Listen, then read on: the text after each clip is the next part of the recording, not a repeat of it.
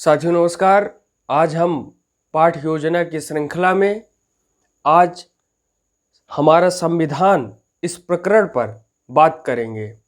सबसे पहले कक्षा दिनांक विषय नागरिक शास्त्र, समय चक्र प्रथम, प्रकरण हमारा संविधान, और इसके लिए समय 40 मिनट निर्धारित किया गया है। विद्यालय का नाम, जिस विद्यालय में आप माइक्रो टीचिंग कर रहे हैं उस विद्यालय का नाम आप लिखेंगे। यह जो है पाठ योजना सूक्ष्म शिक्षण पर आधारित है, बेस्ड ऑन माइक्रो टीचिंग। सबसे पहले हम इसे 3 खंडों में विभक्त कर लेते हैं। एक, शिक्षण उद्देश्य, इसमें शिक्षण में कौन सा उद्देश्य प्रयोग किया गया है इस विषय को ध्यान में रखेंगे। और अगला है वांछित व्यवहारगत परिवर्तन, और तीसरा है प्रयुक्त कौशल। तो शिक्षण उद्देश्यों में ज्ञानात्मक, इसमें छात्र भारतीय संविधान का प्रत्यास्मरण कर सकेंगे। छात्र जो है भारतीय संविधान की जानकारी को एक बार पुनः अपने स्मृति पटल पर याद करने का प्रयास करेंगे, और इसमें जो कौशल प्रयोग होगा वह होगा उद्देश्य लेखन कौशल। शिक्षण उद्देश्यों में अगला है बोधात्मक, अर्थात बोध से जानने वाली चीज, बेस्ड ऑन बोधात्मक। तो इसमें वांछित व्यवहारगत जो परिवर्तन है वह है कि छात्र देश के नियम कानून का बोध कर सकेंगे। हमारे देश में हर एक विषय को लेकर के कानून बनाया गया है, यातायात हो और भी जो भी हम सारी चीज़ें देख रहे हैं वो सब नियम और कानून के दायरे में है। तो इसका उद्देश्य यह भी है बोध करने का कि छात्र हमारे देश के नियम कानून का बोध कर सकेंगे, जान सकेंगे। अब है व्यवहारात्मक, अर्थात व्यवहार में आने वाली चीज़ें। छात्र अपने दैनिक जीवन में नियम कानून का पालन करना सीख सकेंगे। अब इसके लिए जो अपेक्षित, अर्थात हमें अपेक्षा है कि बच्चों को यह पूर्व ज्ञान होगा, इसमें वांछित व्यवहारगत परिवर्तन यह है कि छात्र गणतंत्र दिवस के बारे में सामान्य जानकारी रखते हैं। गणतंत्र दिवस अर्थात 26 जनवरी 1950 को जब हमारे देश का संविधान पूर्ण रूप से हमारे देश में लागू कर दिया गया, तो उसी दिन को हम याद करने के लिए हर साल 26 जनवरी को गणतंत्र दिवस के रूप में मनाते हैं। ऐसी जानकारी बच्चों से अपेक्षा की गई है। अब इस प्रकरण को पढ़ाने के लिए सहायक सामग्री की भी आवश्यकता है, और इसमें कक्षोपयोगी, अर्थात कक्षा में जो भी उपयोगी चीज़ है वे सभी समस्त शिक्षण सामग्रियाँ यहाँ उपलब्ध कराई जाएंगी। और प्रकरण से संबंधित एक चार्ट होगा, और वह चार्ट हमारा संविधान से लिया जाएगा। शिक्षण उद्देश्यों में अब प्रस्तावना की बारी आती है। प्रस्तावना में अध्यापक की क्रिया होगी, और अध्यापक की क्रिया के साथ छात्रों की क्रिया होगी, और इसमें जो कौशल प्रयोग किया जाएगा वह होगा पाठ प्रस्तावना कौशल। इसमें अध्यापक प्रश्न पूछेंगे कि हमारे देश का संविधान कब लागू हुआ। छात्रों की क्रिया होगी कि हमारे देश का संविधान 26 जनवरी सन 1950 को लागू हुआ। अध्यापक अगला प्रश्न पूछेंगे कि संविधान के अंतर्गत क्या है, तो छात्रों का उत्तर होगा कि संविधान के अंतर्गत देश को सही रूप में शासन चलाने के लिए नियम कानून बनाए गए हैं, और ये सारी बातें संविधान के दायरे में आती हैं। अध्यापक अगला प्रश्न पूछेंगे कि संविधान के बारे में आप क्या जानते हैं, तो छात्रों की क्रिया होगी कि छात्र संभावित उत्तर देंगे, और यहीं से हमारा यह समस्यात्मक प्रश्न होगा, और चर्चा का केंद्र बिंदु इसी प्रश्न को मान करके आगे बढ़ा जाएगा।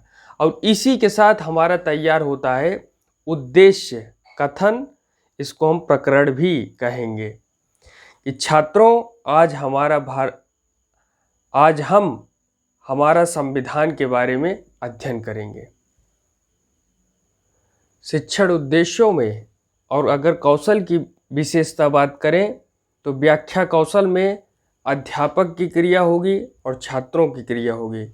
अध्यापक हमारा संविधान इस पाठ का वाचन करेंगे और छात्रों की क्रिया होगी कि छात्र ध्यानपूर्वक सुनेंगे। अब आइए अध्यापक के कथन को देखते हैं। अध्यापक का कथन होगा कि 15 अगस्त को हमारा देश स्वतंत्र हुआ। देश का काम काज चलाने के लिए नियम कानून बनाए गए। इस काम के लिए संविधान सभा बनी। संविधान सभा के अध्यक्ष डॉक्टर राजेंद्र प्रसाद बने। संविधान को लिखित रूप प्रदान करने के लिए एक उप समिति बनाई गई जिसे प्रारूप समिति ड्राफ्टिंग कमेटी भी कहते थे, जिसके अध्यक्ष डॉक्टर भीमराव अंबेडकर थे। भारत का संविधान बनने में 2 वर्ष 11 माह 18 दिन का समय लगा। संविधान 26 जनवरी सन 1950 को लागू किया गया। इस दिन गणतंत्र दिवस के रूप में मनाते हैं।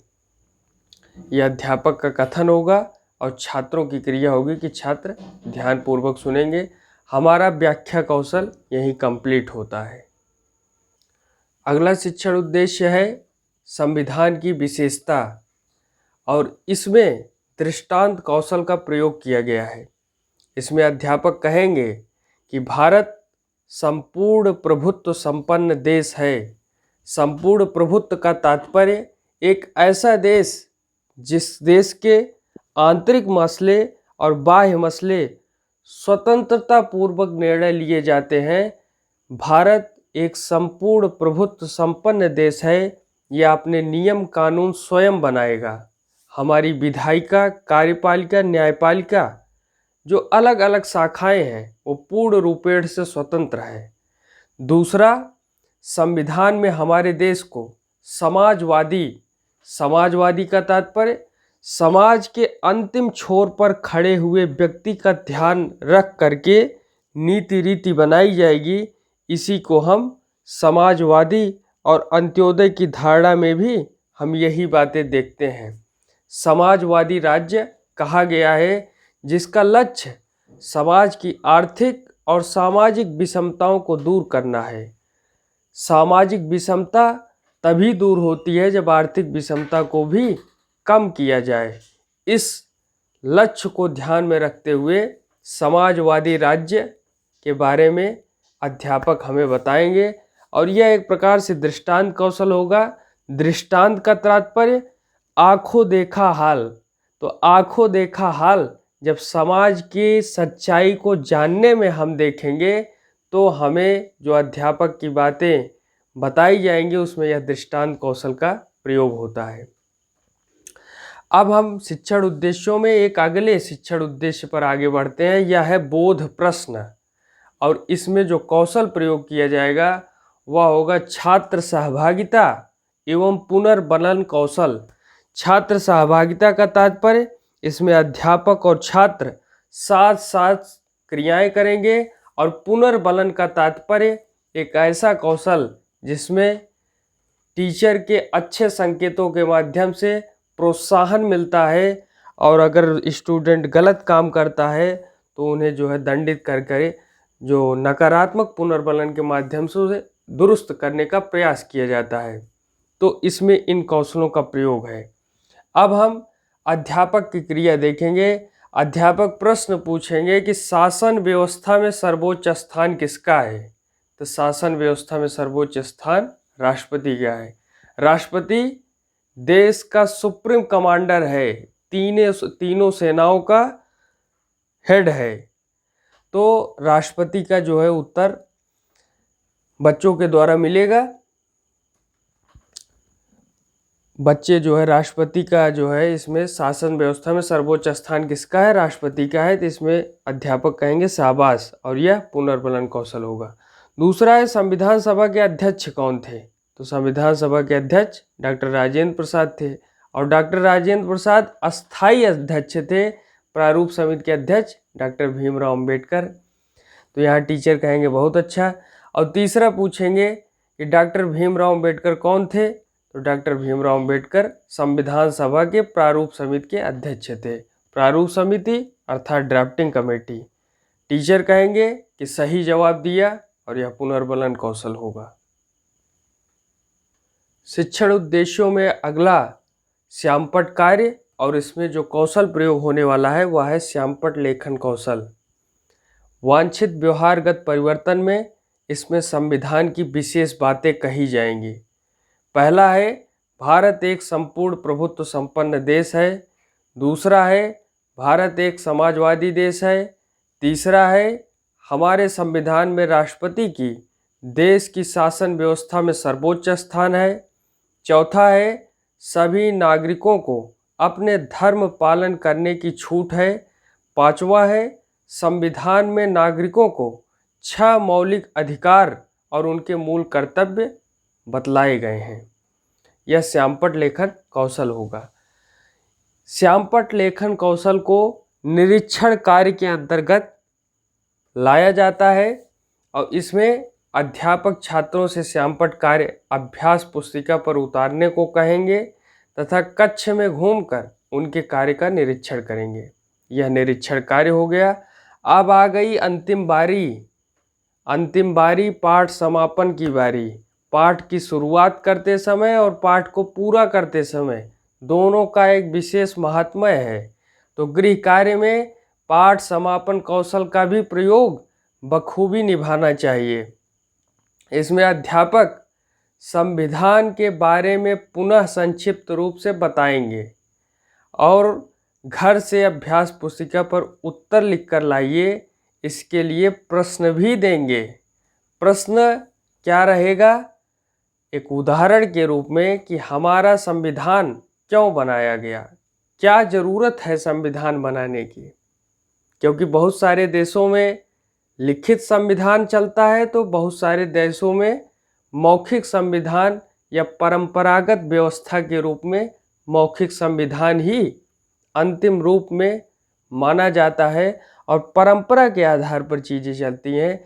तो यह प्रश्न बहुत लाजमी है कि हमारा संविधान क्यों बनाया गया और यहाँ पर बनाया गया। और दूसरा है संविधान सभा के अध्यक्ष कौन थे। तीसरा है संविधान सभा की कोई 5 विशेषता लिख कर लाइए और लिखने के साथ साथ इसका जो है कक्षा में इसका जो है पूछा जाएगा और अभ्यास किया जाएगा। तो यह पाठ समापन कौशल है। तो यहीं पर जो है हमारी बातें पूरी होती हैं। आगे हम किसी अन्य पाठ योजना पर बात करेंगे। आज इतना ही। धन्यवाद। बने रहिए हमारे साथ। जय हिंद।